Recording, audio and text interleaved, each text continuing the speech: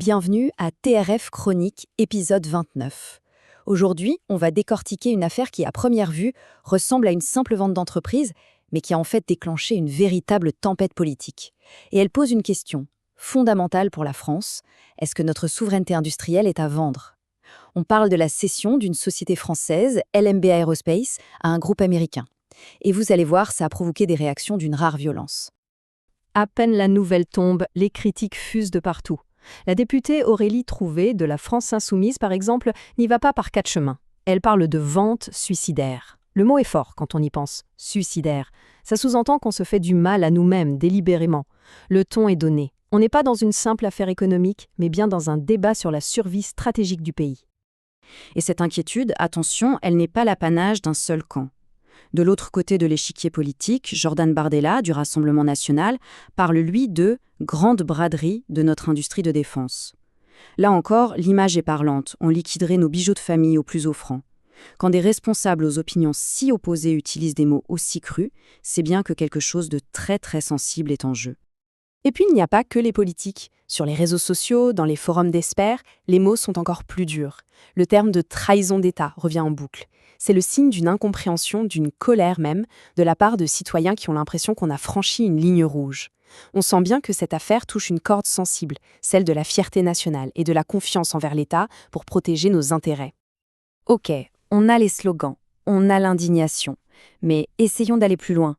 Que s'est-il vraiment passé ? Qu'est-ce que cette petite entreprise, LMB Aerospace, a de si particulier pour que sa vente à des Américains déclenche un tel scandale? C'est ce qu'on va décortiquer ensemble, pièce par pièce. Pour tout comprendre, il faut d'abord faire connaissance avec l'acteur principal de cette histoire, LMB Aerospace. Un nom qui ne vous dit sans doute rien, et pourtant c'est une pièce maîtresse, presque secrète, de notre défense nationale. Alors, qui sont-ils ? Imaginez une PME française, une petite et moyenne entreprise, fondée en 1956. Elle est installée à Malemort, en Corrèze. Elle emploie environ 75 personnes. Son domaine ? Concevoir et fabriquer des moteurs et des ventilateurs électriques de très très haute performance. On parle d'un savoir-faire d'une précision d'horloger, un marché de niche où seule l'excellence compte. En bref, une petite pépite technologique française. Et c'est là que tout devient critique, parce que malgré sa petite taille, LMB n'est pas n'importe quel fournisseur. Ces composants, on les trouve absolument partout dans nos équipements militaires. Dans notre avion de chasse, le Rafale, dans les hélicoptères d'attaque Tigre, dans le char Leclerc, à bord du porte-avions Charles de Gaulle. Et le plus sensible, au cœur de nos sous-marins nucléaires. Autrement dit, le socle de notre dissuasion nucléaire et la fiabilité de nos armées reposent en partie sur cette PME de 75 salariés en Corrèze. Pour que vous visualisiez bien le truc, dans un Rafale, toute l'électronique de bord, le radar, les capteurs, les ordinateurs, ça génère une chaleur colossale. C'est comme si vous aviez des dizaines de fours allumés dans un placard, à balai, sans un système de refroidissement ultra performant et d'une fiabilité absolue comme ceux que fabrique LMB. Tout ça surchaufferait et tomberait en panne en quelques minutes. Leurs ventilateurs, ce ne sont pas de simples ventilos, ce sont des organes vitaux. C'est le système sanguin qui maintient en vie le cerveau électronique de nos armes les plus sophistiquées. Bon, maintenant qu'on a bien saisi l'importance stratégique de LMB, voyons un peu comment cette vente s'est déroulée. Comment est-ce qu'on a pu en arriver à vendre un tel joyau ? En fait, tout s'accélère en 2022. Un fonds d'investissement Tikao Capital, dont le métier c'est d'acheter des boîtes pour les revendre plus cher, met la main sur LMB Aerospace. À peine 3 ans plus tard, en 2025, ce même fonds engage des négociations exclusives pour vendre l'entreprise à un groupe américain, Loar Group. Et hop, en janvier 2026, le ministère de l'économie, qu'on appelle plus souvent Bercy, donne son feu vert. C'est validé. Une revente super rapide donc, typique d'une logique purement financière. Et pour quelle somme ? 365 millions d'euros. Et ce qui est fou avec ce chiffre, c'est que pour le vendeur, Tikao Capital, ça représente une plus-value de 100% en seulement quelques années. C'est une opération financière brillante. Mais la question est là. Est-ce que c'est une bonne opération pour la souveraineté de la France ? Est-ce qu'une victoire pour la finance peut être une défaite pour la nation ? C'est là que l'affaire bascule dans une sorte de crise au sommet de l'État. Parce que cette décision, elle n'a pas du tout fait l'unanimité. Loin de là. Une vraie bataille s'est jouée en coulisses entre deux visions complètement différentes de ce qu'est l'intérêt national. Voilà le cœur du problème. D'un côté, vous avez la Direction générale de l'armement, la DGA. Eux, ce sont les experts militaires de l'État. Ce sont eux qui équipent nos armées et qui savent l'importance de chaque petite vis. La DGA a donné un avis très clair. OK pour la vente, mais à une condition non négociable.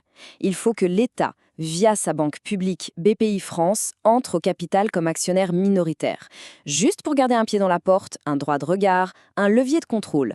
Et de l'autre côté, vous avez Bercy, le ministère de l'économie, dont la logique est économique et qui a le dernier mot. Et la décision de Bercy a été d'autoriser la vente sans imposer cette participation de l'État. En clair, l'avis stratégique des experts militaires a été balayé. Alors, face à la polémique qui a explosé, Bercy a bien sûr dû se justifier.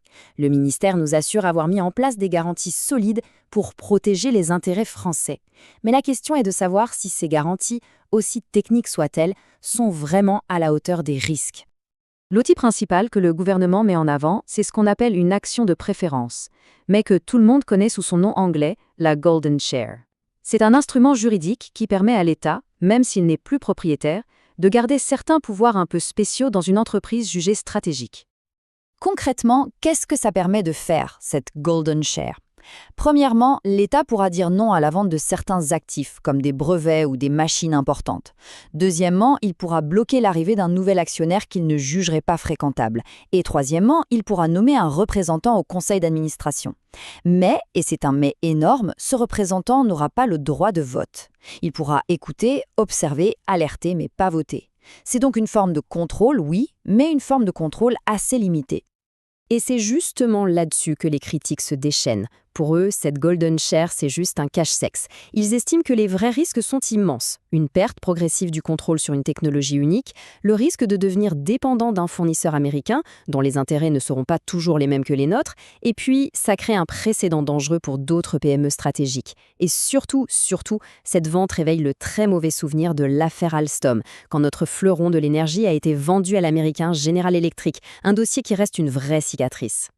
Car au fond, si on prend un peu de recul, au-delà du cas de LMB, cette affaire nous force à nous poser une question beaucoup plus vaste, une question presque philosophique sur le modèle qu'on veut pour la France dans un monde qui est de plus en plus instable. Et voilà le dilemme, parfaitement résumé par cette histoire. D'un côté, vous avez la logique du marché mondial. Un fonds d'investissement fait un profit record, un acheteur américain met le meilleur prix sur la table, l'opération est financièrement impeccable. Et de l'autre, vous avez les impératifs de la souveraineté nationale, le besoin absolu pour un pays de garder le contrôle de ses technologies de défense les plus critiques, même si ça veut dire refuser l'offre la plus alléchante sur le papier. Cette analyse d'un expert met le doigt sur le problème de fond. Pourquoi le meilleur acheteur était-il américain ? Pourquoi est-ce qu'aucun grand groupe industriel français, aucun fonds souverain français n'a pu ou n'a voulu s'aligner ? Cette vente, elle révèle une vraie faiblesse structurelle. On manque de capitaux français, patients et puissants pour faire grandir nos pépites stratégiques. Du coup, elles deviennent des proies faciles pour des offres étrangères. On termine donc sur cette question qui reste ouverte et qui est la vraie conclusion de cette histoire. D'un côté, un chèque de 365 millions d'euros, de l'autre, le contrôle d'une technologie vitale pour notre défense. Dans un monde où les tensions géopolitiques ne font que monter, est-ce que la France a encore les moyens, ou même la volonté, de choisir le contrôle stratégique, quitte à y perdre financièrement sur le court terme ? L'affaire LMB Aerospace, c'est peut-être l'histoire d'une petite entreprise, mais la question qu'elle soulève, elle, est immense.